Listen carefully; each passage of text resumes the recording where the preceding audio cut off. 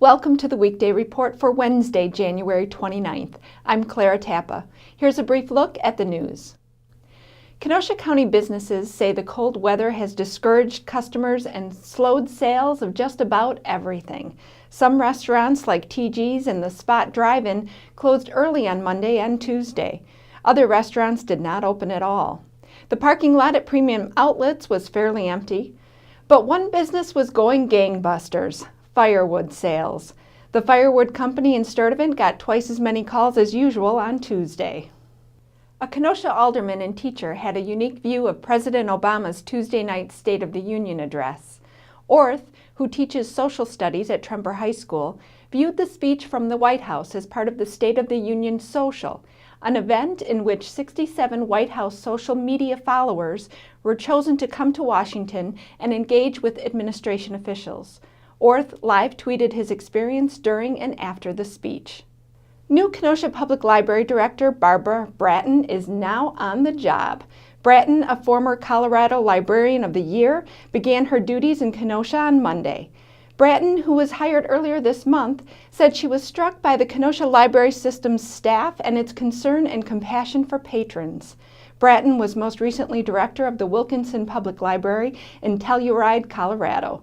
She succeeds former Kenosha Library Director Doug Baker, who retired in June. New charges are expected soon for a couple accused of starving horses on their Pleasant Prairie farm. David and Paula White are each charged with 5 counts of animal mistreatment causing death. When law enforcement officers searched the farm in early April, they found 5 dead horses and 23 in various stages of malnourishment. A prosecutor said Tuesday that more charges are in the works, stemming from a second search warrant executed at Hidden Lake Stables, where officials excavated a field and found dozens of animal carcasses. Taxpayers in Kenosha paid less in fines and fees last year than was anticipated. About $848,000 was taken in from municipal court, down from 2012 when more than $1 million was paid through court fines and fees. Money collected from parking tickets was down too. Kenosha drivers handed over $383,000 in parking fines last year, down from the $412,000 that was collected in 2012. The less than expected fine totals are not entirely uncommon for municipal budgets, and the city said it doesn't expect to encounter budget balancing problems because of the totals. A skier who first hit the slopes as an elementary school student in Lake Geneva will compete in next month's Olympic Games in Sochi, Russia. Peter Adam Crook will represent the British Virgin Islands in the freestyle skiing halfpipe event.